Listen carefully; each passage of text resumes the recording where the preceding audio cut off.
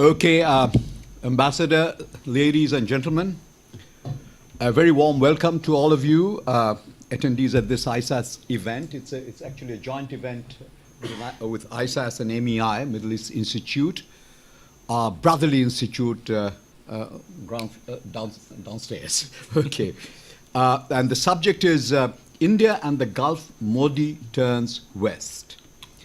But before I commence, I should like to extend my warmest felicitations to all our Pakistani and Indian friends who celebrate their Independence Day today and tomorrow. Yeah, the fact that these are on two different days is not necessarily an early expression of the differences, but of course there are differences, they exist. But this is because, and we talked about this for a while at lunch today, not at lunch, at the cake cutting ceremony, it was because Mountbatten had to travel to Karachi, Pakistan, to install Mr. Jinnah as the Governor General, and he himself, of course, was the Viceroy, and then went back the next day to take over from Viceroyship to the Governor, to being the Governor General for India. So hence the difference. It's my very great pleasure, of course, to introduce our distinguished speaker for this afternoon, Professor P R Kumaraswamy of the JNU, Jawaharlal Nehru University, New Delhi. Very well regarded expert on West Asia, author of a number of books on the subject. He's also the honorary director of the Middle East Institute in New Delhi, which is for present still a virtual institute, but in terms of stimulating thoughts on the Middle East, it has been playing a significant role over the last 8-9 years. 8-9 years, Professor? 2010 onwards. Oh, okay, and onwards. Now, briefly to turn to the subject, it's about Prime Minister Narendra Modi turning west, which presumably includes both looking and acting west, I presume. As the abstract indicates, the view, his idea is to maximize gains through what Professor Kumaraswamy calls the economy development centric model approach. But as he also indicates that there is need for more sustained political engagement, and also the counter presence of third parties, which renders it somewhat difficult. And here the relevant third parties, of course, would be China and to a certain extent Pakistan. China's footprint, of course, is enlarging in the region. Xi Jinping's preferred model, his preferred model is what he calls oil and gas plus. She has recently toured the region, conducted a China-Arab States Cooperation Forum in Beijing, and agreed to pump in about $20 billion, I think, to as a part of his BRI thrust to the region. Pakistan, of course, is also ever present in Arab hearts and minds in the Gulf, and also militarily leading the charge in Yemen. As you know, General Rahil Sharif is leading the Arab contingent, or whatever, the troops in Yemen. Another factor that would add to the complexity of regional politics is the regional politics of the Gulf itself. I was myself posted as an ambassador in Qatar for some years, and this was in the early 90s. And even those days, the rivalry was so stark that one didn't know whether to call this body of water Persian Gulf or Arab Gulf. And finally, we settled for the Gulf. It's called the Gulf. Though I noticed the professor has a book out, where he is having a book out, or rather has been having this every year. It's an annual publication. The flyer is on your desks, and you very bravely call it the Persian Gulf, etc. It comes out every year and has been coming out since 2012. Now, of course, of India's Israel policy is yet another issue that adds complexity to the subject. So, diplomatically speaking, Mr. Modi has his work cut out for him. But let us hear how Professor Kumaraswamy sees Mr. Modi's plan to exploit the opportunities and surmount the challenges. Professor, you have the floor for the next 30 minutes. 30 minutes, and then we'll have a Q&A session. Professor Kumaraswamy. Thank you, Ambassador, and thank you for all of you for coming to this occasion. And I was hoping there will be about 10, 12 people. That's the number I saw in the confirmation list in the morning. I said, okay, let's say a few points and then have a longer Your reputation discussion. has preceded you. I'm a little scary. Let's see how I can do it. If you look at India's relations with the Middle East or the Gulf, you have certain terminologies which are very common. Extended neighborhood, civilizational links, historical links, and people-to-people contacts. But if you look at all this rhetoric and the reality on the ground, there is really a gulf. And normally, one of the problems when it comes to the region is we don't walk the talk. And if you look at it, this has been the case. And we never even had what I would call a regional policy. You had a bilateral relations with all the countries, and somehow we thought that, no, while having a good relation with one country, we will manage it. This was very visibly manifested in the nuclear deal, 2005. If you remember that when Indian contingent went to Washington, they were thinking that, they will talk about the US nuclear deal, and they were asking about Iran.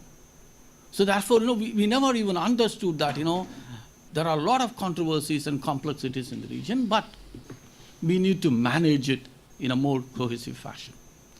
Some broad statistics before we go to the nuts and bolts. The region, especially the Gulf, about the Persian Gulf, it's very simple. You can have a Bay of Bengal, you can have an Arabian Sea, you can always have a Persian Gulf. So that's the logic. So there is no other special. Then are we going to simply call sea because the Arabian Sea? No, it's an historical. One could argue with the name, and including India. The name India is not Indian, if you're all familiar with that. So therefore, they're all historical reasons, so that's the only reason.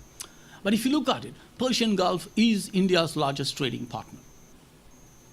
If you look at about 5 years ago, when the trade was close to 795 billion, Persian Gulf was about 20 billion, about 25% of our total trade was with the region.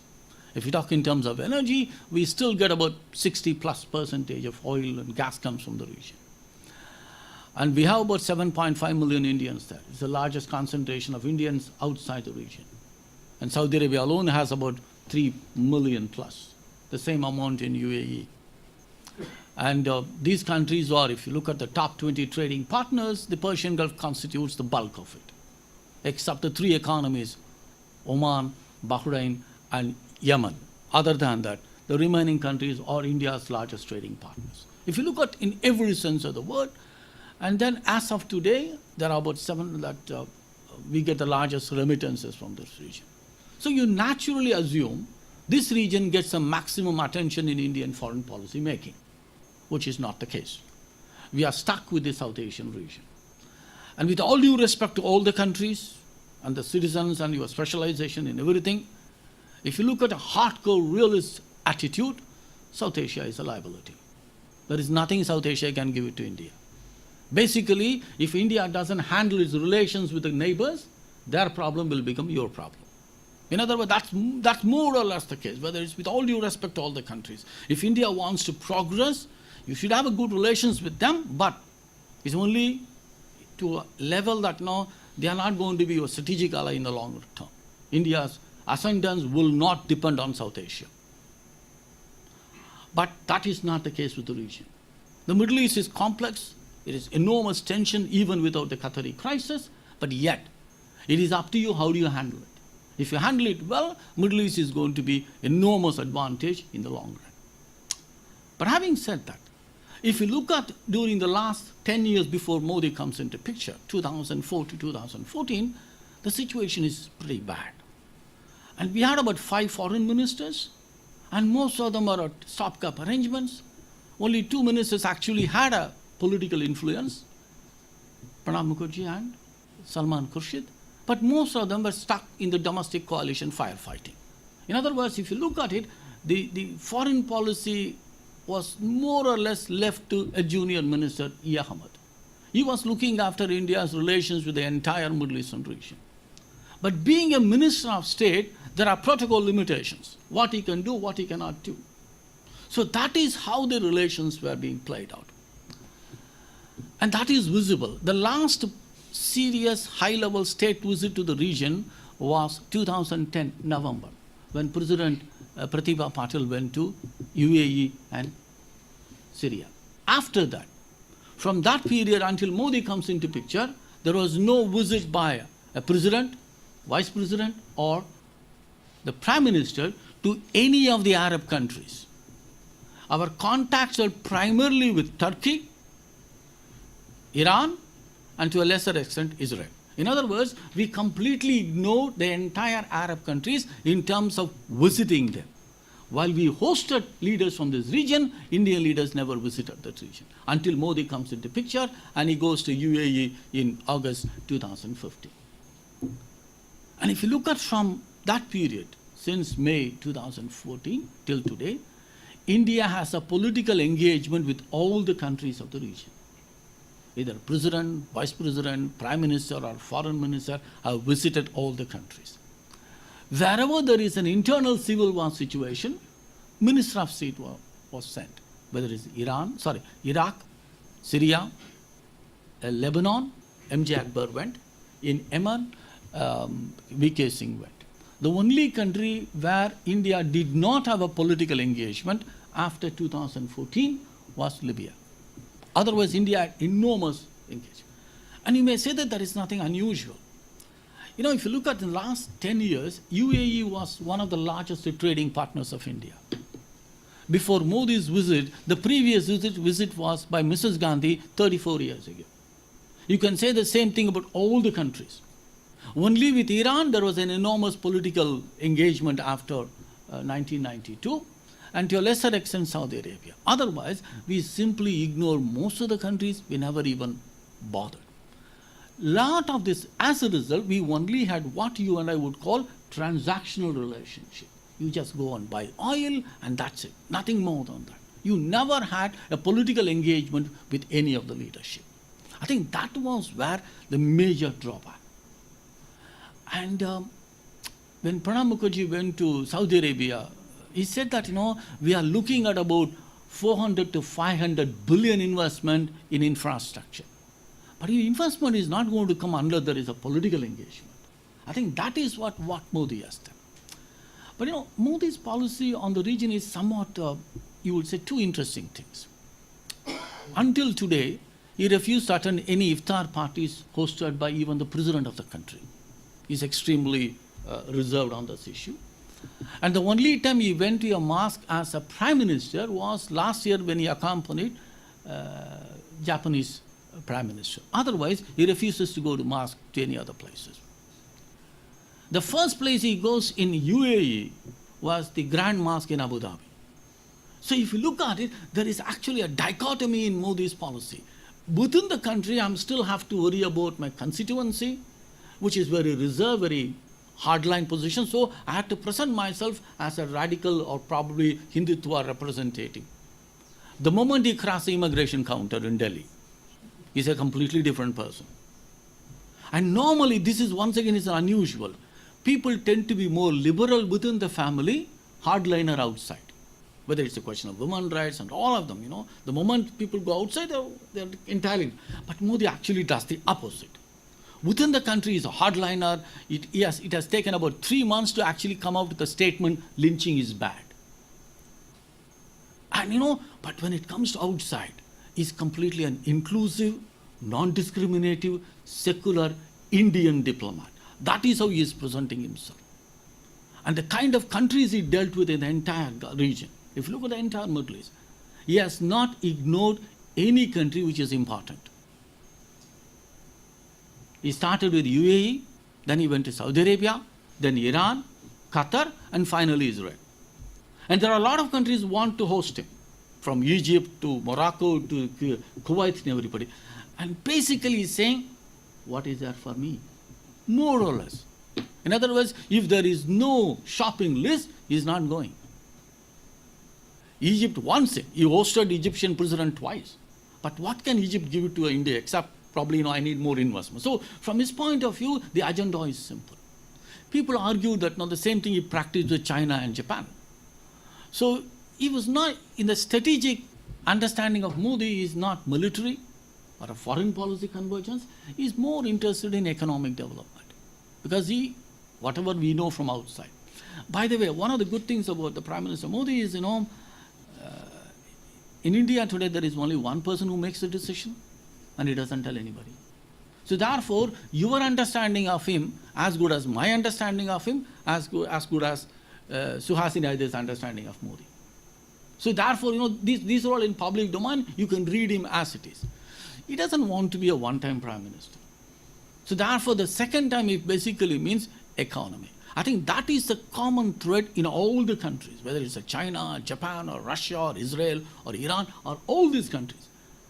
If you look at one level, he talks more about security cooperation, but the bottom line is always economy. I think that is exactly what Modi has been doing all these years, which was not the case before. Okay. It's not going to be easy to do that. For the simple reason, as a country, we found out on quite a few things. We promised the moon and delivered the mouse at the end of the day.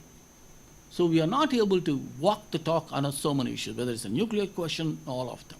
At least in the Middle East, you'll find out when Prime Minister went to UAE, both the countries agreed there will be a 75 billion investment in India from the Emirates. Nothing has come. And actually, as somebody was telling, they were ready to, in a suitcase, to bring it to India anytime. Just tell me, I'm ready. But we don't have the mechanism yet. So after 4.5 years, we have got only 1 billion from UAE. That's going to be a major drawback. And I think that is where the problem lies. So while Modi can, Abhimanyu in the historical context, you can break the stalemate, but the others had to follow.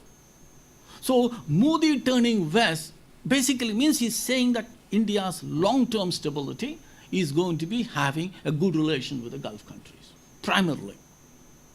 And I think that is why, when he went to Israel last April, Israel was the last country he went. Because people were talking from ever since he became Prime Minister, it will be the first country he is going to visit. No such thing. And people started asking question, why is he not there yet? That was a question 2017 everyone was asking. So there is a fund is prioritizing the countries in terms of economic importance. But to follow it up, you need to have people who are willing to take it to the logical conclusion.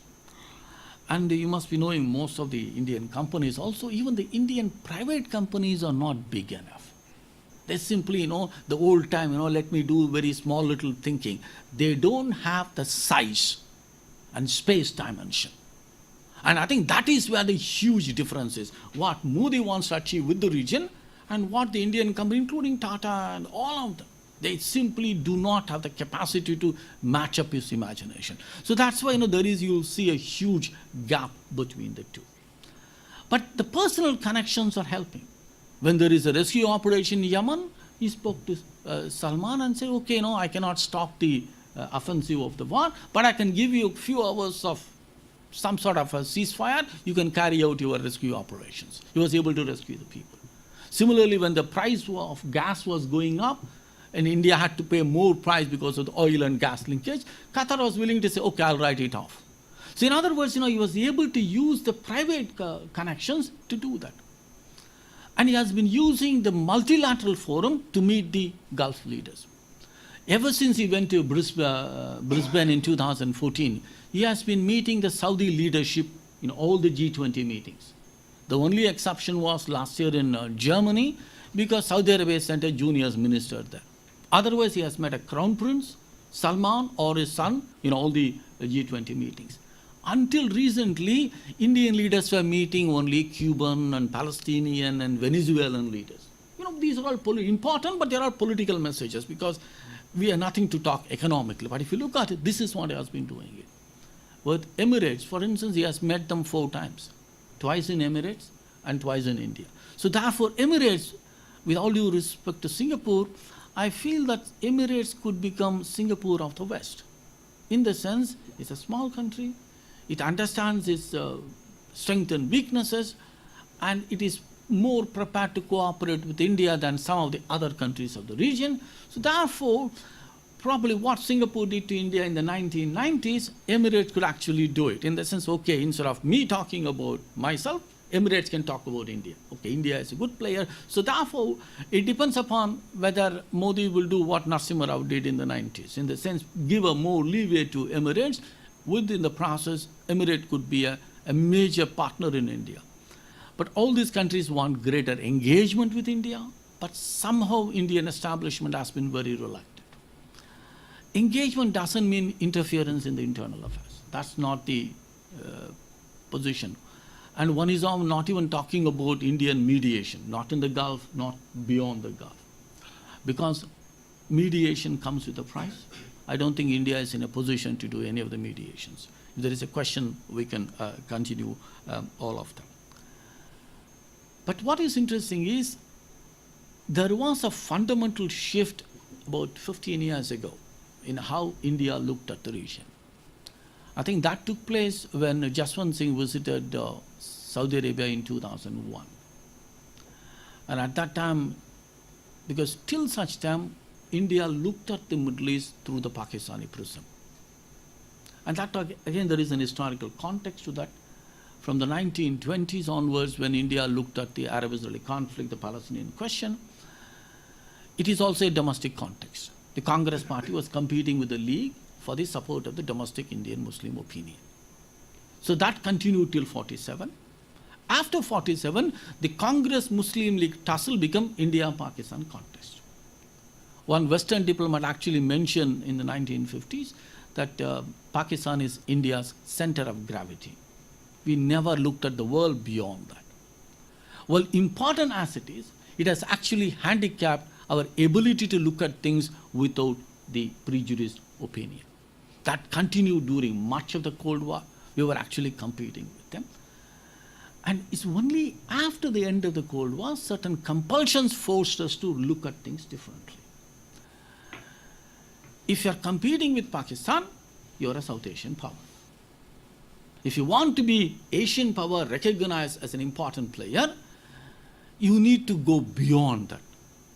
Other countries may actually put you, India and Pakistan, at the same level, but India started competing constantly with Pakistan, then you're going to stay as a South Asian power. I think that gradually forced India to de-link Pakistan, at least from the Middle Eastern context.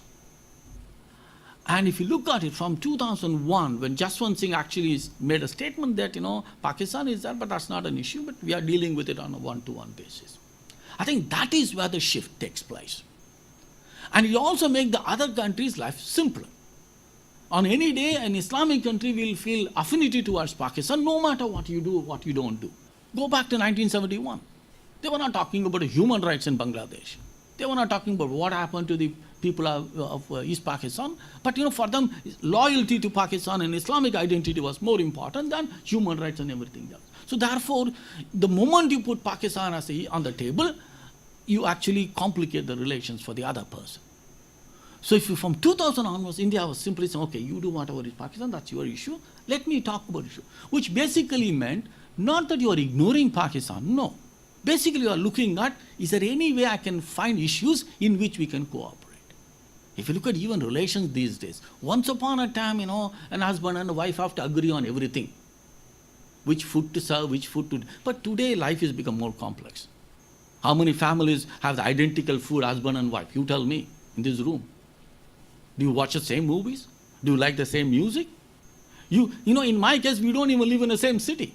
I live in Israel, my wife lives in Jerusalem during almost 10 months of a year. So, if you look at it, the world has become more complicated. So therefore, you have to look for issues you agree and just ignore issues you don't agree. I think that is what the relationship has taken us. And therefore, Modi was able to deal with all the countries. If you look at it, Pakistan never figures in any of them, directly or indirectly. When you talk about cross-border terrorism in Saudi Arabia, you're not talking about Kashmir alone or any other issues. You are basically talking about what the Iranians are trying to do in Bahrain. So if you look at it, the template has changed. Terrorism is not a threat only to India. Terrorism is a threat to Saudi Arabia. And for me, it's a threat. For some of the countries, it's a survival question. So ISIS is a fundamental threat to the Saudis and the Jordanians than to India, Pakistan, or somebody else. So for me, it's a security threat. For them, it's a survival. So therefore, that is how the template has changed. So while Pakistan is important in its own level, it no longer plays the dominant role in India's relations with the Gulf. I think that is where the shift takes place. And if we use this as a template, China is also, we need to handle in the same way. And we all of us know that if you want Indian attention, all you have to do is, China is doing something with my country, then India will suddenly wake up. Otherwise, you don't even exist. This has been the Indian position today. If you want Indian attention, China had to be raised somewhere. So then, okay, I will also invest, I will also do this, there will be a visit, all the things. So it can be actually like a Cold War. You can use China as to get Indian attention. It became a good diplomatic strategy. You can do that. But if you look at it,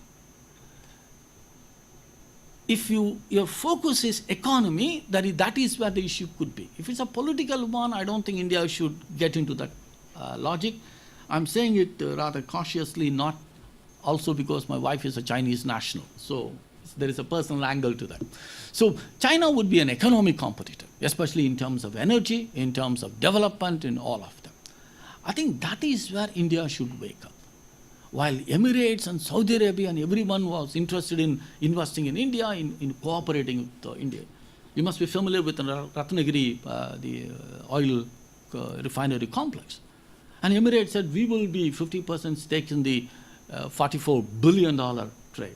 And Saudi Arabia said, we will also join. So in other words, there is an enormous interest of all these countries to take part in India.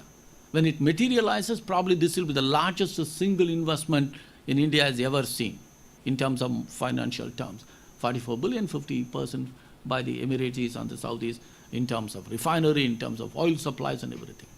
And some of these countries are actually saying that, no, very subtly, you are having a problem with Iran, but in terms of gas, in terms of pipeline, in terms of investment, sky is the limit for us. And why would this Abu Dhabi National Oil Company say, we will ready to have 10% stakes to India? They don't need Indian money. It's basically a political understanding. I'm ready to support. The same thing, Aramco is negotiating with India, saying that, okay, you can also have a stakes. Does Aramco need Indian investment there? It's a political message. It's a very subtle political message. And the Saudis are saying we are willing to step in whenever there is a crisis with Iran, over directly or indirectly in terms of oil supplies. So all the things are happening. And I think this is where I'll take you to a very subtle remark by King Abdullah before he came to India in 2006. He said something like, India is a friend, Pakistan is a brother. And I think it tells you a very interesting thing, which was repeated by the Saudi leadership in a couple of other incidents. Brother is given, and friend is something which you evolve over a period of time. I think, this audience is very much familiar with the Indian epics. I would rather be a friend than a brother. Because, we have seen how the brothers treat one another. So brother is an informed choice. But the only question is, so far, the Pakistan blocked India to look at the region in a very serious manner. So that has gone. And the Saudis and the Emiratis and others are willing to engage with India in a more substantial manner. Because it's not a question of visits, it's a question of willingness to invest in Indian infrastructure and all of them. And I won't be surprised if one of these Gulf countries are willing to simply say, okay, what's the price? Let me take over Air India. So I'm actually waiting for that day, because I don't know, because it would have happened but for the Qatari crisis. I think given the Modi's equation, and probably Emirate will say, okay, Jet Airliners, okay, thank you very much, you're not doing a good job. I would simply take over Air India rather than having a stakes in Jet. So what I'm looking, these are the political understanding. I won't be surprised if there is some behind the scene things are happening along those lines. The reason is there is a political understanding between the two sides. and which is essential for India's progress, and which is essential for Modi's re-election prospect. And the only money which is going to come is not from the NRI Indians and things, which is not going to take as much. It's basically personal benefits. It won't benefit the country. It's going to be sovereign wealth funds. I think if you look at in that context, so by looking at West, it's not a question of perceiving, he's positioning himself in a situation where the countries can actually look to India. And they also need to expand because, 9/11 and all sorts of things. And the US, whichever way one looks at it, is at least its influence in the region is on the decline. And if you look at ever since the 9/11, most of the things in the Middle East are happening in spite of the United States. If you temporarily forget the Trump phase, we don't know how far it's going to happen. If you just leave Trump for a while, whatever Obama did in his 8 years tenure, his friends were not very happy, his enemies are also not very happy. Whether it's a question of nuclear deal, Arab Spring, or any of the issues, and the US was not able to present a very clear-cut policy or to present itself as a dependable player. If you're familiar with all the great power argument, the question is not you are right and wrong. The question is, are you ready to stand up to your friend despite international unpopularity? Something Obama was not able to do. So we are not sure about whether he's supporting the Arab Spring or he's supporting Mubarak. In the process, he lost out both of them. And the Israelis were, better than anyone else, they were extremely happy that Obama's term ended. So I think that's the only reason, if you look at the before election, anybody but Obama. So they were prepared to accept anyone willing to, in spite of Trump's campaign rhetoric was not very favorable at that time.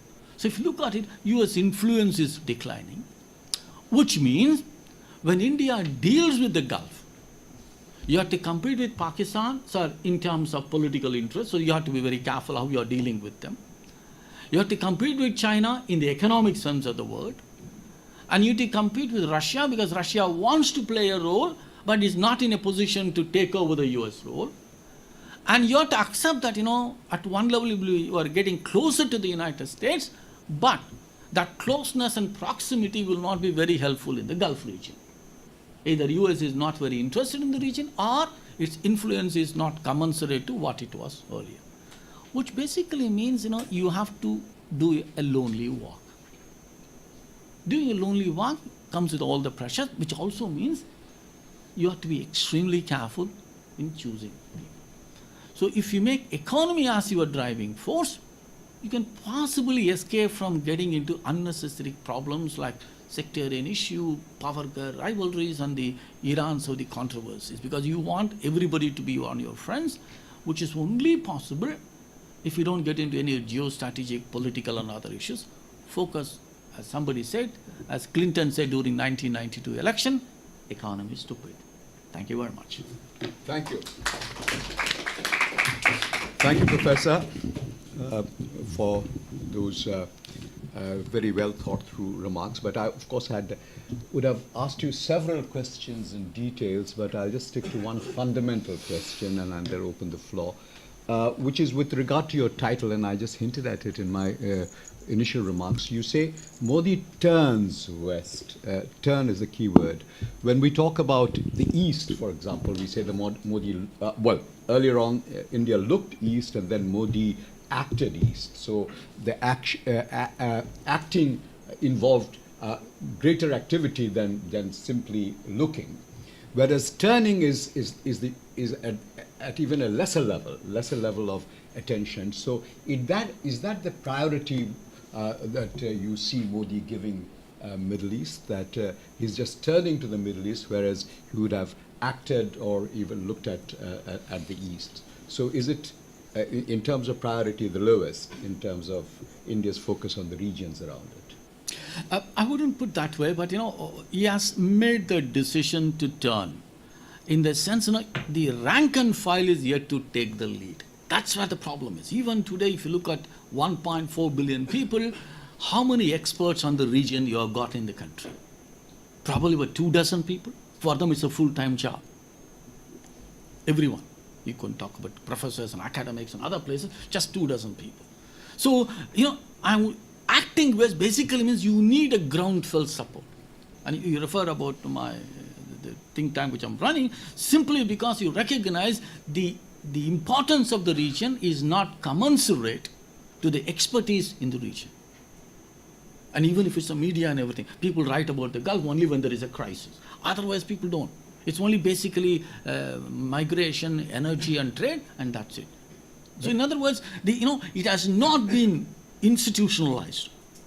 And if you look at even the diplomats, tell me the top people in the diplomat, do they want to go to the Gulf region? Is it my priority? Okay, 3 important countries. It's Washington, Geneva, and maybe Australia, but not the Gulf region. So therefore, that's what I'm saying. He has done the turn because he's not able to act. 75 billion, they are ready. Somebody actually said, Kumar, I'm having a suitcase, where do I invest? So you don't have the infrastructure back. So he has prioritized West, the Gulf as a region, but to become a reality on the ground, you need a whole range of things which we don't have. That's why I said turns. Okay, I'll recognize Mr. Berkey, and others please raise your hands, and then you introduce yourself, second, third. Thank you, Mr. Chairman. A very interesting talk, but if I have understood your thesis, I'm afraid I'm in total disagreement with you. You seem to be suggesting that India can do great things by considering, by regarding, by acting as if South Asia is a liability. And it should concentrate on these small island economies and so on and so forth. A little louder, Sorry? Little louder. It's like saying that the United States can do very well by ignoring the rest of the world and concentrating on Puerto Rico and Bahamas and Bermuda. Or that Brazil can forget about its hinterland, Argentina, Colombia, Venezuela, and concentrate on the Caribbean countries. If India has an aspiration to be a global power, which it should, given its size, its population, its economy, its strategic location, it cannot, it must not regard South Asia as a liability. It has to work with South Asia. Only if it succeeds in working with South Asia can it ever expect to be what should be its due, a major role in the global system. That's one point. The second point is I'm a bit surprised. You didn't say anything about what Trump is doing to the world. President Trump is destroying the old global order. And he's doing it because he wants America to act alone. America first, for him, is what matters. He doesn't care about the rest of the world. He doesn't like any institution where there is a lot of countries working together. I'm a South Asian. I think like a South Asian, not like an Indian or a Pakistani and so on. We've got to recognize this, that we face a major challenge to the global system because of the way Mr. Trump is operating. What you have suggested is extremely short-sighted. I don't want to be rude, but I think it is very short-sighted in the sense that, these bunch of small islands are today rich in energy resources, and therefore they are the ones that India should be concentrating on and so on and so forth. These are exhausting resources. They're not going to last for very long. My friend over here has written a wonderful book in which he suggests that a lot of these countries that you are talking very favorably about are non-viable states because nations have been built by them on the basis of non-nationals. So you really can't expect much of a future of these countries. So in a way, what I'm saying is, that I'm afraid, some very fundamental differences with the professor, our lead speaker today. Okay. Professor, would you like to respond to Yeah. that? And then Dr. Subbarao has a question for you, and then I'll recognize young Mishra. You know, that the ignoring someone simply because of the size, I think that is an arrogance we got into for a pretty long time. And, you know, we said, you know, I think, if I'm not wrong, I think... A little louder, please. Sorry. I think we had the same attitude even with Singapore in the 50s and the 60s. What you can do, you're imperial creation, and, you know, you're running dog of, you know, people actually said that some of the countries are running dog of imperial agents and all sorts of things. We had that condescending attitude towards them. And I think we paid the price heavily. In the sense, you know, if you look at Israel, you don't look at the 25,000 square kilometers, which is probably smaller than Gurgaon area, or the population is 7 million. So if you look at it, I think that is what got us into that. My question is, anyone who is going to teach me something, I'm willing to learn, no matter what is your size, what is your position is. And that applies to nation states also.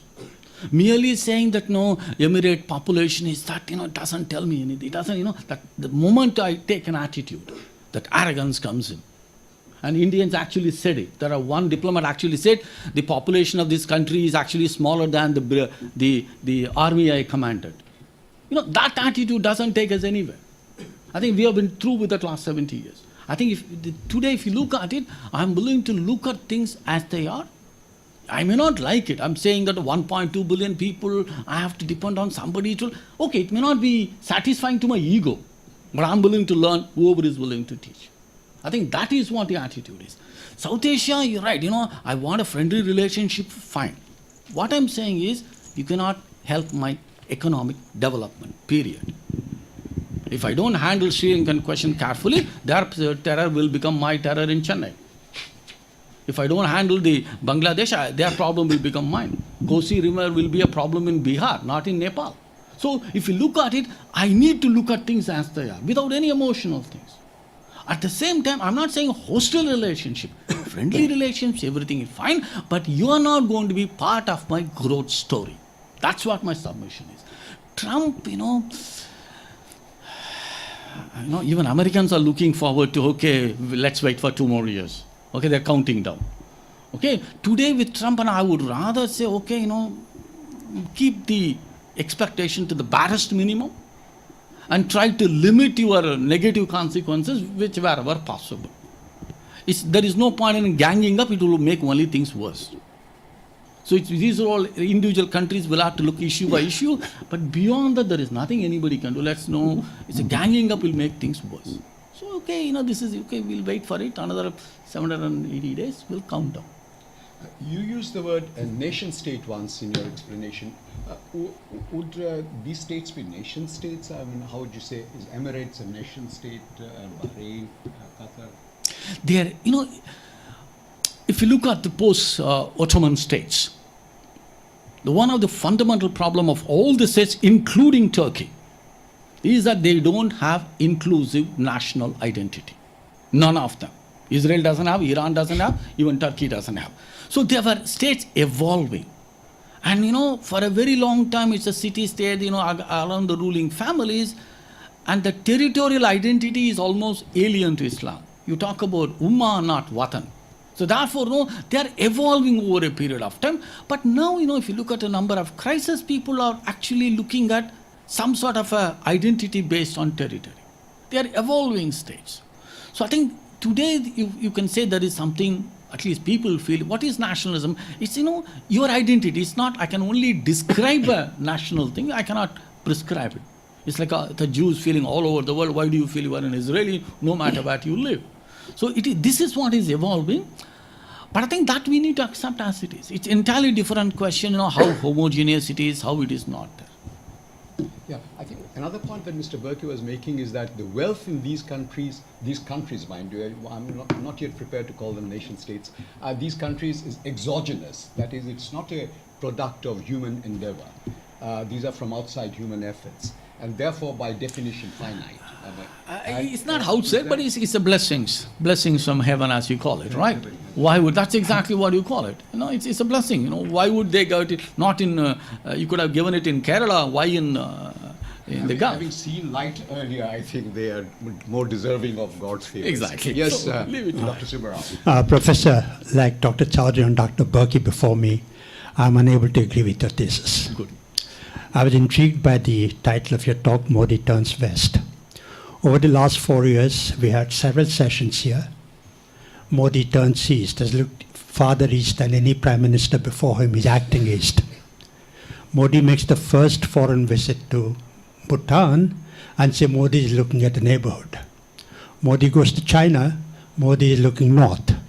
Modi meets the Prime Minister of Sri Lanka, Modi meets the south. So experts such as yourselves, you know, construct a thesis around something that's happening accidentally. I want to in particular contest two statements you made. First, that Gulf region is a very important trading partner. Of course, Gulf region is a very important trading partner because we buy oil from them. Higher the price of oil, more trade with Gulf. It's nothing to do with exchange of goods or services. It's just determined by oil. And that was the case when Vajpayee was the Prime Minister. That was the case when Manmohan Singh was the Prime Minister. That's the case today. So the fact that Gulf is a big trading partner doesn't mean much. Then I would also argue that Modi has had to turn west, or in particular, pay greater attention to the Gulf region, as opposed to Manmohan Singh, for example, because Modi had to establish his credentials. He's seen as a Hindu fundamentalist, therefore he had to go to the Gulf to cajole them or to befriend them, which Manmohan Singh did not have to do. So to see that as something that he did because he was more interested in the national self-interest more than other prime ministers, I think is wrong. So I want to contest those two statements. I think the test, the way I would evaluate Modi's policy towards the Middle East, if it's getting anything for us, is number one, is the economic condition, quality of living of the tens of millions of South Asians who've gone as migrant labor to the Gulf region, is it improving? They live in, you must have gone there. They live in appalling conditions. Is it improving? Second, is the Gulf region willing to withdraw its objections and invest sovereign wealth fund money in India and other parts of South Asia, even if India, for example, does not commit to Islamic finance? Okay. Third, I would say, is the Gulf region willing to import more from India? It's not just selling us oil, but are they going to import more from us? And fourth, I think the test will come in November when Iran sanctions tighten. We had a terrible problem last time in 2010, 11, 12 when Iran was under sanctions. How is Modi going to react to the tightening of sanctions on Iran? Is he going to, everybody is scared of America, including Indian firms, Indian banks. So how is Modi going to negotiate that? Thank you. Your comments. Yeah. Okay. You're right. The academics tend to give a picture of Bhutan, and all of them were well taken. So that is what I said. When I said about the Emirates, the visit after 36 years, the kind of contacts, the 4 contacts since 2011 till today. And the engagement was not just only one country or one region. I'm talking the entire Middle East, which never happened even in the time of Nehru. That's what I'm telling you. I'm just actually making the complete foreign Indian visits from 1947 till today. All the major, the Prime Minister, President. And you'll see the things. Because it's not a question of 1-2 visits. He has been engaging with everyone in the region. And you tell me when was the last time it had from 47? No, but I want to ask you, would Manmohan Singh not have been given the window for evacuation of Indians from Yemen, as opposed to Trump? You're saying that Trump got a special window, special dispensation? I said Modi. Modi, excuse me. Quantitatively, do you think that Manmohan No. Singh would not have been able to... See, during Manmohan Singh, the only visit was to Saudi Arabia. 10 years, please sir. 10 years, 2 visits. He didn't have to go. Modi had to go. See, that's not the reason. It's not Modi had to go because of what? Because of domestic reasons. That's only one, that's what I'm saying. That's only one part of the story. It's not a full story. I'm not saying, no, you cannot just simply, this is the only reason. Foreign policy is always never made. You know it, I know it, not just because of one simple reason. There are so many complex. All I'm submitting is there is a sustained interest there, which is not the case before. At the same time, I'm telling the results we have to wait because we are inefficient in delivering. I'm saying that also. We need to deliver it. Even Lawson and Toubro, the total turnover is 18 billion, which is nothing. So even individual private companies do not live up to the imagination available. 75 billion, we got only 1 billion after 4. If you remember that, they were actually talking when the Emirati president comes to the Republic Day celebrations, we will announce it. No announcement was made because there is nothing to announce. And much of our investment from the Gulf are stuck in the legal system, whether it's a 2G and all of them. So therefore, you are not, that's one of the complaints the Gulf countries are. I'm ready to invest in your country. Can you protect me from all the litigations and everything else? Even Jet is also in litigation with Swami. So if you look at that is what I'm saying. And, on the question of condition of laborer, how do we treat our people inside the country? You want the Saudis to treat Indians better than how I treat in my own house? That's little too much to ask. We need to improve our condition, then only we have the right to demand others. We know the kind of discrimination we do it across the country. And then we say Saudi Arabia should treat people like you treat a third world, like a British expatriate. It doesn't work. Sorry, sir, it doesn't work. It doesn't work. I wouldn't demand that. All right. Points of view, of course, are different. And Iran, yes, 1 minute. Iran, yes, it's going to be we made a mistake in 2005. We didn't handle it well. We could have simply told okay, we need a nuclear cooperation with the United States, we need energy cooperation with Iran. We could have just put things up front. We didn't. We simply thought, the problem is between Iran and the United States, between these two countries, I can carry on good relations with both of them. We didn't anticipate in 2005. Can you do that? We'll come to that later. I mean, we are seeing that with regard to Iran, with Europe, it's getting difficult because, with Total and all that going out of But I want Europe. to say for record, Yeah. that I would like Indian nationals in the Gulf region to be treated at par with British nationals in the Gulf region. We should treat our people. I mean, No, these sir, are basic it's okay. human rights. Fine. He's saying that in India, you should treat them better at home. That's where we start. That's where we should start. I know. I mean, I'm not being serious. Yeah. Yeah. Okay. Razvi? Okay. Very much Okay. It's a two finger. what you have said. Yeah. India, you have probably made very valid observation on how India treats. But the point is that they have certain fundamental rights in India. I mean, I have seen exploitation of Indians, of South Asians. The 60%, So I think to simply say that it doesn't matter. It does matter. India doesn't treat a citizen, because Indian citizens have certain basic rights.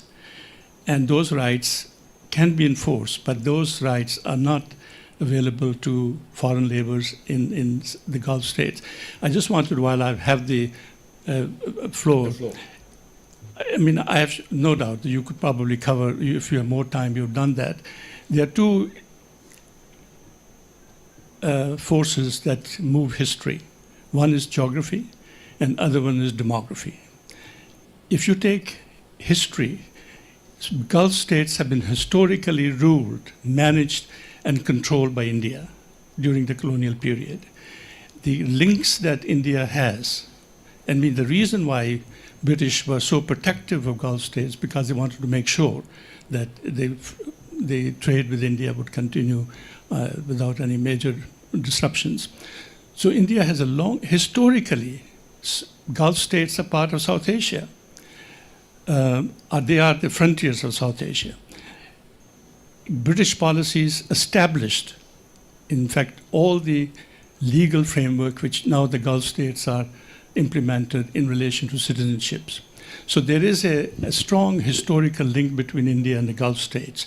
Okay, I can't speak how much modern Indian states have actually related, but the fact is that India has had a long history of managing and controlling the whole region, what we call the Gulf states. Second was demography. You mentioned 7 million Indians. In Gulf, there are 3 million. Now, if you take a simple thing like avoided cost of education, I mean, these 20 or 30-year-old Indians, when they go to Gulf state they have not spent a cent on their labor. So if I calculated the Indian investment in Gulf in terms of the avoided cost of education runs into $1 trillion. And India is not getting anything in return for that. And what is really quite, you said that India is now turning, Modi is turning to West. I think India's demography, Indian labor and South Asian labor in general have been very important in development of these countries. What I'm saying is that investment of India has in Gulf state is enormous. And I can't calculate. You just take $100,000 avoided cost of education for 20 years of labor that India must have spent in raising this to, people who go to, and you can look at $1 trillion. So, and India has India has enormous investment in Gulf states, and consequently, not only protecting its people, but also protecting its investment would require India to have actually a more enlightened policy. And I think gradually it may well be that that's how India is moving. I'm not really, I'm just simply surprised that maybe you didn't have the time not to emphasize the geographical, historical link of India and Gulf state, and also the Indian labor. I think Indian labor is one of the biggest assets the Gulf states have. And I think India has every right to demand that they get better return on it. I'm not giving an impression that it doesn't matter. It's the only question is, your ability to raise the issue with the other becomes very weak. That's exactly the point. So your questions is if they need an equal treatment, they're all fair, no issues on that. But the moment you raise it with a Saudis or an Emirate, they will show you the latest newspaper, see, that's what I'm saying, that unless we know, it's very nice, I want to be treated like everybody else, fine. But the question is how the British treats his own citizen, in every sense of the word. So the day I treat my citizen equally, then I have a right to demand same treatment from everybody else. That is my only submission. I'm not saying that we have a right. But the other person will simply show the latest Times of India newspaper on my face. What I'm supposed to do with that? That weakens my argument. That's the only submission I'm making. I'm not saying everybody is equal. That's not the question. The question is your ability to do that. About 47 you're absolutely right. We have an enormous interest, enormous assets actually. Till 63, Indian currency is a legal currency in a number of countries. Okay, we are enormous. But somehow, this anti-colonial rhetoric simply got us into trouble. So if you look at it, that is why, until recently, we don't even commemorate the First and the Second World War in the region. Because, we thought it's a colonial British enterprise. So whether it's a Gallipoli campaign or is it a Palestine campaign or all of them, it is, even though the Indians died, 25,000 Indians are buried in Baghdad. There is a grave there. But it's only left to the military to commemorate. I don't think any Indian diplomat were asked, okay, annual day you go and lay a wreath, because right or wrong, it's an Indian soldier there. But we never had, because we looked at them through colonial prism. With the result, we simply moved away from using that assets. Post 47, we didn't use that asset, and that's, we are lost. About the demography, you are absolutely right. You can use the technical term, the brain drain. So we contributed to them in that enormous. It's not that, it's a free ride. So why did they do it? We were willing to do the same job at a much lower price. If the Saudi had to be involved in the reconstruction, everything going on in 73 onwards, it would have an enormous economic cost for them. But the South Asians are willing to do it at probably a fraction of the price. You're right, the construction. But, it's the moment the Indian political power increases, that is the time you may be able to raise it. But today, your leverage is not very much there. And I think that's what the difficulty is. Even if you're right and wrong is fine, an academic can raise a point. A politician cannot raise a point at this point of time. And you are not there yet. I think India has enormous leverage. India does not want to exercise it. I'm not sure whether we have a leverage, but I would rather, you see, today I'm probably sixth largest economy. That they probably were a third largest economy, let's talk. But not before that. I wouldn't do that, right? Because it will harm I want very gradual progress. Once we reach a point, then we will talk. As I say, peaceful rise of China. We'll rise there and we'll talk, not Okay, today. Anish Mishra and Dr. Mallan, and then you, sir. Okay, thank you, Professor, for coming here and giving us this presentation. But unfortunately, I actually found two flaws in your presentation. The first flaw that you made was that you said you used the factor of Pakistan in India, Middle East relations. I would like to say that actually Pakistan has not really been a factor, because the Middle East countries actually, although Pakistan has very deep-rooted relations with the Middle East countries, but the relation with India is viewed as a separate relationship. And you said that because it's Pakistan, it's a Muslim country, and it's natural for these countries to have some type of affinity with Pakistan. That's also not true, because if you look at the Kashmir issue, today there are only two Muslim countries that their official position on Kashmir is that we say, okay, whatever is the stance of Pakistan, will take that stance on Kashmir. And those two Muslim countries are not in the Gulf. It's Turkey and Azerbaijan. Even Palestine also, Palestine says that that this is a bilateral issue between India and Pakistan. Even Palestine does not take the side of Pakistan on the Kashmir issue. So that's one point. So on the Pakistan factor. So I think that Pakistan is actually not a factor. Now, the second flaw that you said that you made was that in South Asia, countries have to go to China to get the attention of India. It's actually the other way around. Is that the countries, the South Asian countries are getting too much of attention from India, and then there's a need to actually balance India and China. I give three countries an example. You take Sri Lanka, Bangladesh, and Nepal. The foreign office of these three countries, in their daily business, they have a very hard time balancing China and India. So I think it's very flawed that that because I want the attention of India, so I have to go to China. In fact, yeah. So and another point that I thought was totally missing in your presentation, and I wondered why it was missing. And this is something that is to the credit of India, something India has done very well. You see, India has the very unique ability of maintaining relations with Saudi Arabia, Iran, Israel, and the United States, while the relations within these four countries. And maybe you could share with us how does India has the ability to have relations with countries which are antagonistic to each other. I mean, something that's worth of thought is if you look at the RSS, for example, I wonder how are they able to really love the Jews and admire Nazis at the same time. So this kind of contradiction that basic RSS cards would have. Maybe you can just share a bit on all those points. Thank you very much. Okay, we'll take Dr. Rani Malan as well. So we'll take two this time, and then of course Dr. Dorsey, James Dorsey, is raring to go. Thank you.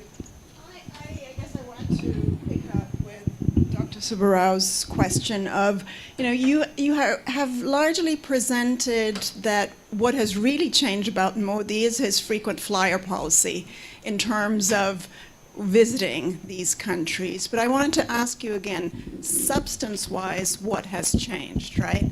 Because I think if we look at, Modi's had a neighborhood-first policy, right? But then you look at how much has it actually changed other than the frequent flyer trips? Aid to the region has gone down. What has actually substantively changed about ACTIS other than the name? And similarly here, you talk about he is engaging, and before it was in a transactional engagement.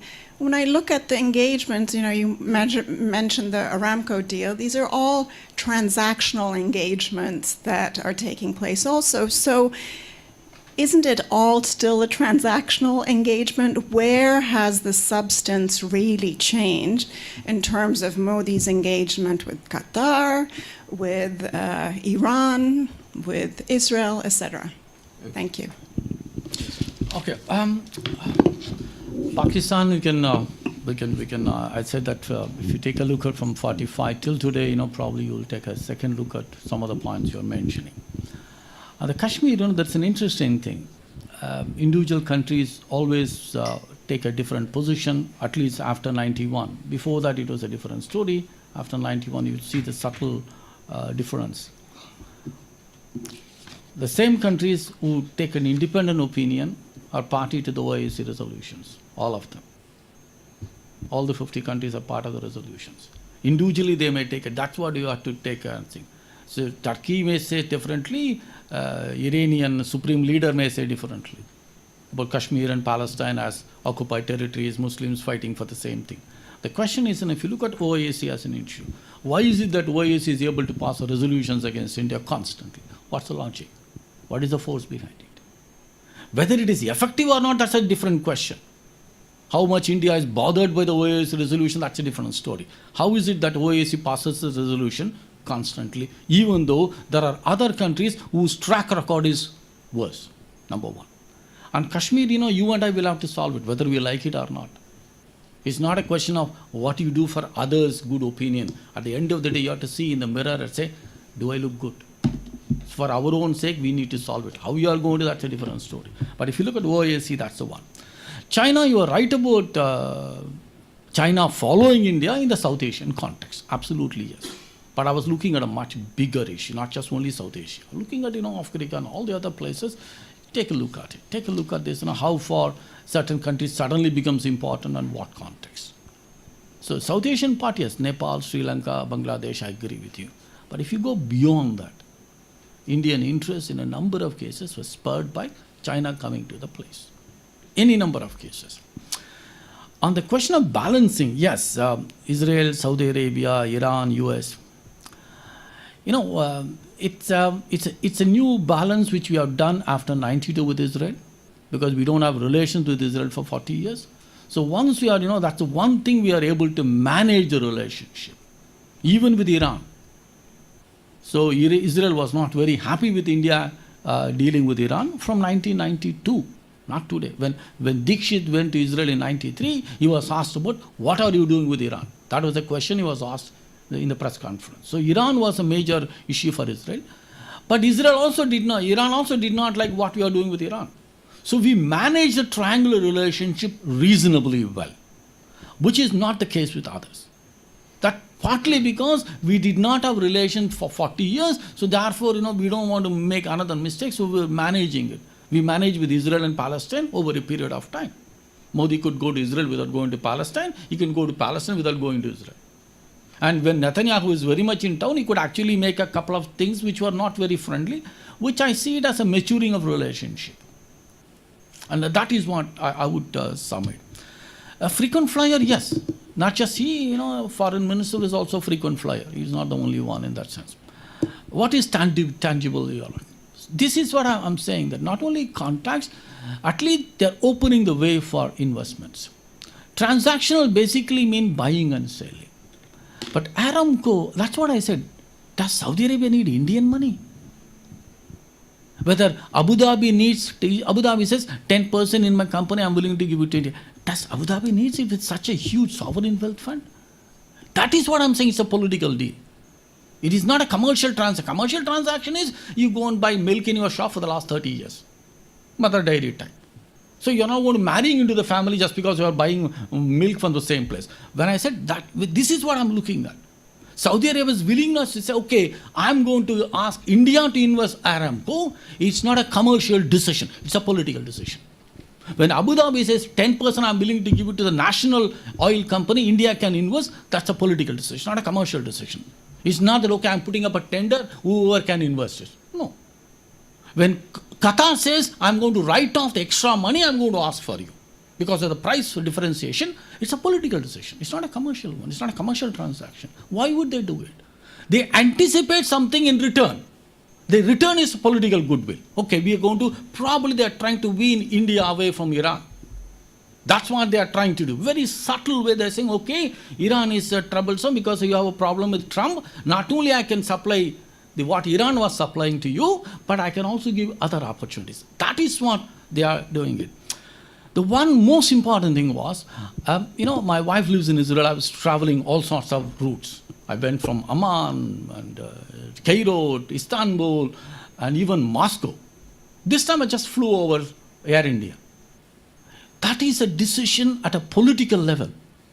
Why would Saudi Arabia, which did not allow any airliner to travel from Israel for the last 60 years? Previously, British BOAC used to come from London, Tel Aviv, Karachi, New Delhi in the 50s.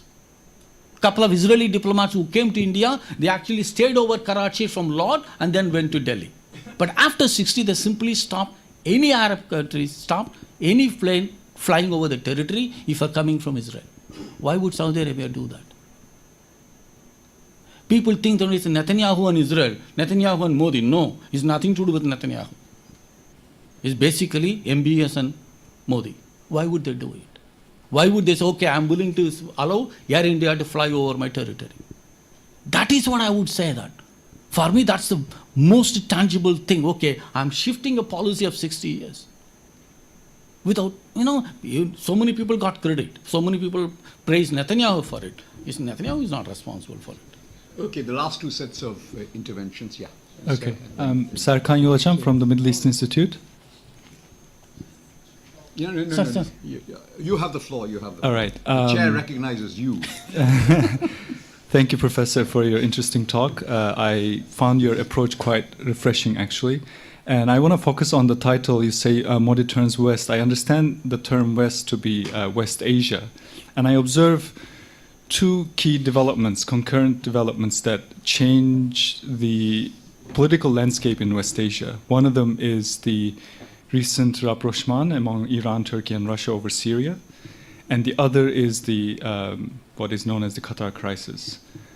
And these two together, in my opinion, have already created a rift in West Asia, a rift between what I would call a northern tier, led by Iran, Turkey, Russia, with connections to Central Asia, and converging over Syria and partly in Iraq. And on the other side of the rift is the southern tier, led by maybe the recent partnership between Egypt, Israel, and the Gulf countries, supported openly by the US. And I don't know if you agree with this assessment, but let's assume that you agree. I find India to be in a very unique position, in the sense that it can actually engage with these two tiers separately, without mixing them up. When it comes to security, economics, and so on, it is big enough, and it has both territorial and maritime connections that it can capitalize on to develop these two tiers separately. Would you agree with this assessment? And if so, how do you think Modi can engage with these two tiers at the same time? Thank you. Okay, Dr. Dose, and then Yes. Thank you. I just wanted to make a few comments, but before I touch on the professor's remarks, I just want to say something on the labor issue. on the Labor issue. I mean, there's obviously no question about the circumstances of labor in the Gulf. Fact of the matter is that India and all the other labor exporting states are equally guilty. It was guilty. It was a labor export You have market. to speak to the mic. It was a labor export market, reduce unemployment, and so on and so forth. So, and if we're going to look for a solution to that, it's not going to be an Indian solution. It's going to be a solution of all labor exporting states. But that's just as a remark. I think it's risky to use one size fits all for all the Gulf states. Fact of the matter is, the UAE doesn't need Indian money. Saudi Arabia needs money, no matter where it comes from. It needs foreign investment desperately. And yes, it has reserves, but those reserves are going down quickly. And its ability to raise foreign investment has, over the last year, significantly reduced. So I think it's too simplistic to simply reduce Saudi interest to geopolitics.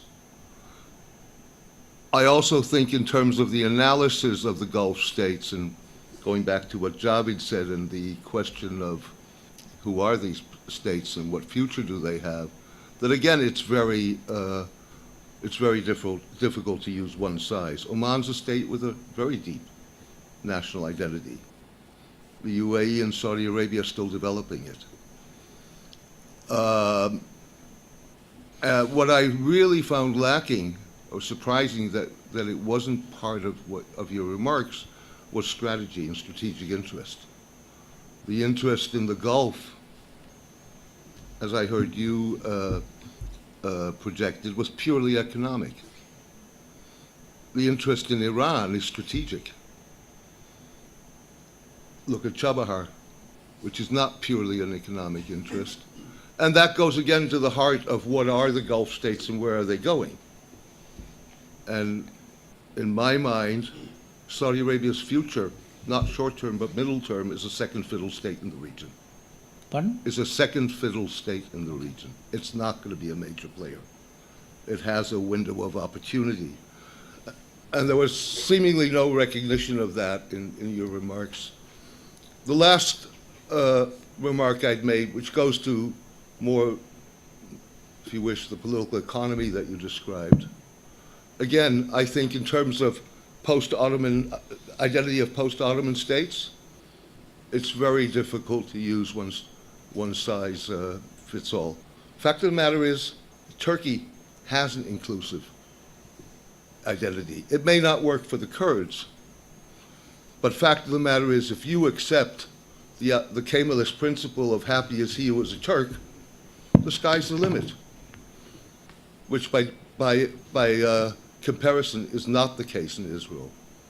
And the last thing I want to say in terms of strategic environment is I think the influence of the US in the Gulf is far more complex. It's not simply a descending star. Fact of the matter is that I would agree with you on Obama, but on Trump, Israel's allies feel much more comfortable on a policy level. They may on a personal level find Trump crude. They might find him unpredictable on various levels, but in terms of policy, whether that's primarily Iran, and depending on who you talk to, Israel, there's a lot more solid grounds. And if you look at what, very carefully, and this is the last remark I'll say on this, at what bin Salman has been saying, Mohammed bin Salman, from 2015 onwards. And that gives two sides to this newly found assertiveness. It's been re-engagement of the US. That's what he wants. And the newly found assertiveness is in part designed to force the United States back in. Not exclusively, but partly. Okay, Anish, your last points, okay, but very briefly, and then Professor will make his final remarks. Would you reply to that? Oh, yeah. Yes, sorry, my points, actually, in response to your to the answer you gave to Dr. Rani Mullen's question, I think one thing you made which I don't really agree with was that you said that the investment of Saudi Arabia in India was for political reasons and not for commercial reasons. The thing is that, I mean, if you think about the logic of this, would they want to put investments whereby they know they could get, better return elsewhere, or would they want to sink their investments just for political reasons? And the only political reason they mentioned was to move India away from Iran. But the thing is that, India already has relations with the United States, Saudi Arabia, and Israel, and if you really think about it, the investments can actually be attributed to the strength that India has, which is the huge market. You got a population of over 1 billion, and don't you think that that in the Middle East they would want to have access to India, just like how other normal countries like Singapore is investing in India? So do you think that do you want to reconsider your point that these investments may be genuinely for commercial reasons and not for political reasons? Okay, All right. So Okay, I'll try to answer as many things as possible. On the northern tier and southern tier, the interesting thing about the configuration you picked up is that now, while Iran is ready to cooperate with Russia in Syria, Iran doesn't want a role for Russia in the Persian Gulf. Because if you look at it, I'm against all the external powers. Basically, it wants Persian Gulf to a Persianized Gulf. So therefore, that is a very interesting thing. You know, the cooperation operates only on a case-by-case basis, not a regional at level. As you know, right now, Modi is able to engage with all the conflicting groups as long as his agenda is economy. The moment he gets into strategic in the sense that, no, I'm going to support X and Y on that issue, it becomes complicated. I don't think he has the leeway to pick and choose. I think that is probably, you know, in the short run, it's a sensible strategy. Because once you reach a reasonably good economic power, then you can take the next road. Otherwise, you'll be Russia too. You have an enormous military wealth without any economic wherewithal. So probably, you know, we don't want to go to the Gorbachev road, basically. So therefore, today, you know, your choice is to increase the economic capabilities, which is done through the political engagement. That's what my understanding is. That's what I would sum it. On the labor, you're right, you know, the point about the labor, India is also fault. If you remember, in 2006, there was a Lebanese war, and India sent ships to evacuate the citizens from that country. At that time, the estimate said there are about 10,000 Indians were there. Only about 2,000 were willing to come. The remaining said, I put so much money, so much borrowed money, and in a huge interest, I'm here to find a job. If I go back, what do I do? So if you look at it, the people who went to the Gulf, they went because their situation back home was even worse. I think we need to recognize that. Everyone is not the white-collar professionals who want to make an extra life. No.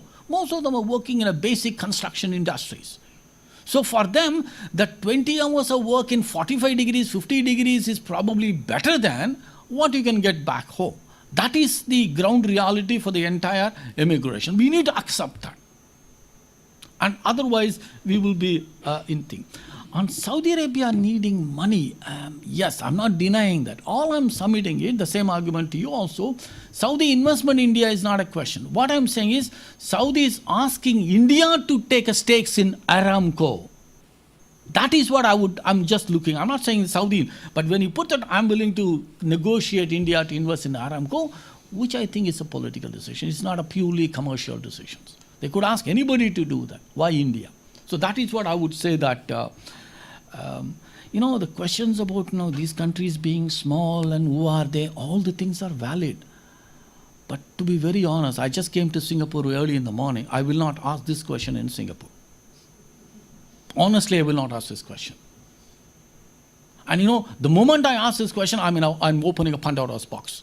So I wouldn't do that. So once again, my submission is, no matter how the countries are big, no matter what is the origin of them, no matter how complex they are, I know that the Dubai population is 40% Indian. All you have to do is the Jain-style human chain, the ruler will be in trouble. So, you know, I know the ground demographic realities. But I was sitting in Singapore. I will not cause aspersions in any of these countries. I wouldn't do that mistake. With all due respect, I won't do that. A strategic part, Chabahar, I have my own personal difference over Chabahar. If you look at it, Chabahar is supposed to increase the trade relations with Central Asia. India's trade with the Central Asia, that is a flag we always use. Let's look at it. What is India's trade with Central Asia since 92? Not more than 100 million annually. So if you look at it purely in financial terms, Iran will be a beneficiary of a Chabahar, not India, in the long run. So I have my own doubts about why do you have to invest so much in that? You can say it's a counter Pakistan is fine. Instead of spending so much money, I would rather talk to Pakistan and solve the problem. Instead of going a roundabout way of backdoor entry to Pakistan through Afghanistan and other things. We could have done it. So Chabahar, I have my own personal reservation because at the end of the day, once it is completed, the beneficiary will be Iran, which can move its goods through Chabahar to Central Asia, not India, because India's Central Asia trade is till today not even 100 million in a year. So it's a financially speaking, it's a political decision, but financially I have my own thing. On the Ottoman Empire, my submission is still there. None of the countries are inclusive. It's very easy to say, yes, at the end of the Ottoman Empire, they said everyone who lives in the territory called Turkey is Turks. That is how the constitution defines. It's a very interesting, when you look at it, it's a territorial defined set. It's very interesting. But when you look at the people, they don't feel they are Turks. And if you look at the Turkish constitution, the word Turkish nation comes 18 times. So you have a sizable population who don't feel they are Turk. Whether right and wrong is a different story. That is why I submit all the countries, including Turkey, Israel, and no one is exception. The entire Middle East do not have an inclusive national identity. None of them, including that. That's what my question is. Yes, you are trying that. US is trying to, MBS and everything. They were trying to bring Trump into picture, yes, in spite of the fact his anti-Muslim rhetoric during the campaign and subsequently. They are somehow hoping that, okay, you will change Obama's pivot to Asia policy and probably more engage with the Gulf and other regions. They were trying for this. On the Israeli one, they are happy with Trump. And one of the interesting thing about Israel is, today all the people who are very prominent are either Republicans or pro-Republicans. So the moment, a Democrat comes to power, all these people will completely disappear. You will have all these people, okay, I know the president from since my school days, and you have a different sets of people coming up in Israel. You know that very well. Once upon all of them were friends of Obama, they were friends of Bush, so you have a different sets of people coming up and with a logical reason. So I wouldn't see it, they were very happy today, yes. But in the long run, I wouldn't be very, I'll be rather cautious because Middle East is a complex place. So I would submit at that point. Okay, do you want another additional 2 minutes to sort of expand your thesis from the discussions here, if you need to, okay. Your concluding remarks? Because basically the idea of the critique was, of course, to improve. Since you don't have a written paper, the idea of the critique was naturally to improve your thinking processes so that we have a joint I'll make only 3 broad issues. The region is extremely important. Historically, we never paid sufficient attention to that, in spite of all the positive elements to that. And if you look at a sustained political engagement, even if you call it frequent flyers, but still there is an indication that India is paying attention to the region. That is what I said, turns. You didn't say he was looking, but he turns, recognizing that this can be a part of the India's growth story, because in spite of all the other places. But the flip side is, even though the political direction is changing, the nuts and bolts are not done, both in terms of policy, in terms of implementation, in terms of business engagement. I think that is where the flop is there. That is, while Modi is willing to engage with them through economic agenda, because there is nothing political with all the other things, and the results, I would say, is not there as of now. Till today, I don't see tangible results commensurate to the investment you have made. I think that is what, in the sense, it turns, but the results are yet to be shown. That's what the drawback is. I'll stop at this point. Yeah, thank you very much. Just one anecdote to sort of explain how difficult it is to negotiate with some of the countries with regard to labor. I mean, apart from my foreign affairs, my other portfolio was expatriate labor. And in 2 years, we had sent out 2.5 million Bangladeshis. We formed a group of 11 sending countries called the Colombo Group. You'll find it in the literature, Colombo Group. And we worked up out a notional sort of minimum labor, minimum wage. And we went to negotiate these with the receiving countries in the UAE, in Abu Dhabi. And just for having received us, the Minister for Labor in Abu Dhabi was sacked. You see. So anyway, thank you very much, and I'm sure some of the discussions we will continue Continue tomorrow, but well, it will come with different thrusts, etc. The discussions have stimulated thinking in all of us, and I'm sure in you as well. And no one, provides the same thesis twice. But that's true. It's not That's the force of interventions which will change the thesis, if it at all does. But it's also certainly the force of the intellectual force of the arguments. Thank you very much. We have already eroded into our networking time. I see a couple of minutes. Before I let you go, I'll give you a token of our appreciation. But alas, these have to do with South Asia, which is the region